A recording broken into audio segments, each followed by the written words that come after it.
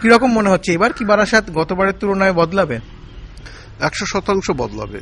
আমার ধারণা, আমার পার্টি ফরওয়ার্ড ব্লকের প্রার্থী, আমি বামফ্রন্ট মনোনীত ফরওয়ার্ড ব্লক প্রার্থী।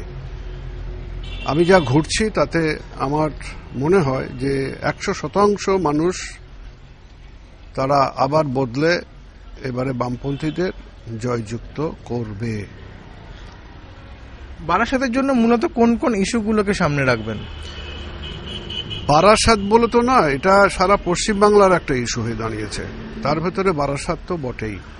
আসলে এবারকার এটা তো যেহেতু লোকসভার ভোট, লোকসভা ভোট তো শুধু রাজ্যের ব্যাপারটা হয় না। ভোট, লোকসভার ভোট সাধারণত কেন্দ্র এবং রাজ্য দুটোই হয়। কেন্দ্রের যা নীতি, যে তারা নয়া উদার নীতি করছে, তাতে সমস্ত জিনিসের দাম বাড়ছে। আবার রাজ্যের যে ব্যাপারটা চলছে, সেখানে রাজ্যের যেটা উন্নয়নমূলক কাজ, কারণ আমি কিন্তু ব্যক্তিগতভাবে কোনো ব্যক্তি কেন্দ্রিক রাজনীতিতে বিশ্বাসী নই। আমি কোনো ব্যক্তির বিরুদ্ধে কিছু কোনো কালই বলিনি, এটা আমার একটা বৈশিষ্ট্য বলতে পারেন। আমি করি রাজনীতিগতভাবে তার মোকাবেলা করা।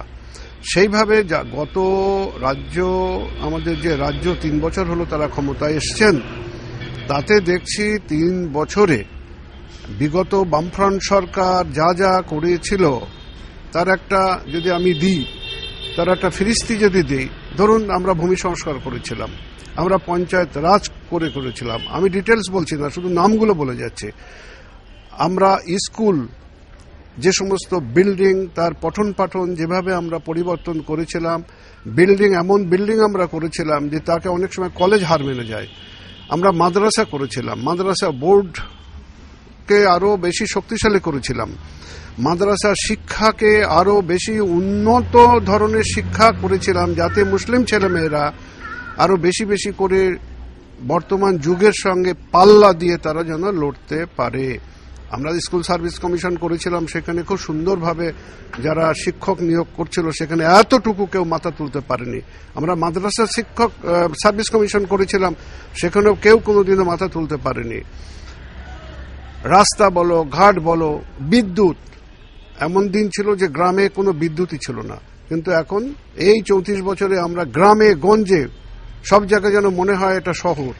বিদ্যুৎ, এখন সব জায়গায় বিদ্যুৎ পৌঁছে গেছে। এখন আইন শৃঙ্খলা, বেশ সব থেকে বড় কথা আইন শৃঙ্খলা। আমাদের 34 বছরের যে আইন শৃঙ্খলা ছিল তার 3 গুণ বেড়ে গেছে। সেটা তো স্বরাষ্ট্র দপ্তর, আমাদের রাজ্য সরকারের স্বরাষ্ট্র দপ্তরে যে পরিসংখ্যান দিচ্ছে তার থেকে দেখা যাচ্ছে যে তারা বিগত 3 বছরের যে সমস্ত আইন শৃঙ্খলার অবনতি হয়েছে সেটা বিগত 20 বছর ধরে সে ততটা হয়নি। আর সর্বোপরি যেটা হচ্ছে সেটা হলো কেলেঙ্কারি। এ কোন দেশের কেলেঙ্কারির এসে পড়লাম? অনেকগুলো কেলেঙ্কারি হচ্ছে, তার মধ্যে সারদা তো কেলেঙ্কারি, যেখানে প্রায় 20 লক্ষ মানুষ পথে বসেছে, তাদের কান্না দেখলে নিজেদেরই খুব কষ্ট পাই, এবং তার কোনো সুরাহ নেই। তারা সবসময় যেন একটা চমকের রাজনীতি দিয়ে তারা চলছেন। আর সব থেকে বড় কথা যেটা, সেটা হলো নারীদের প্রতি অসম্মান, নারী নির্যাতন।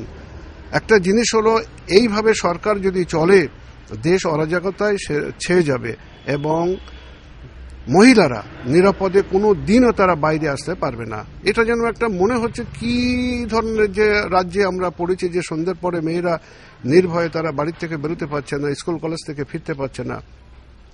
আবার সাম্প্রদায়িকতার সুরসুরি, এই সাম্প্রদায়িকতার সুরসুরি যেটা আমরা বিগত 34 বছর ধরে এখানে আমরা বাস করছিলাম, হিন্দু মুসলমান কে আমরা কোথায়, একই সঙ্গে ওঠা বসা খাওয়া,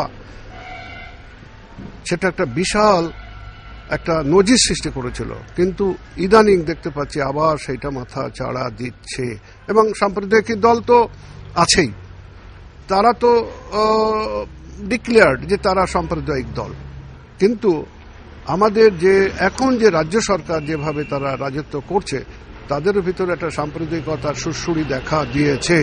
মানে তারা চাইছেন যে দেশ গোল্লায় যাক, মারপিট হোক, হিন্দু মুসলমানে আবার রাইট বাদুক, কিন্তু ক্ষমতায় থাকতে হবে।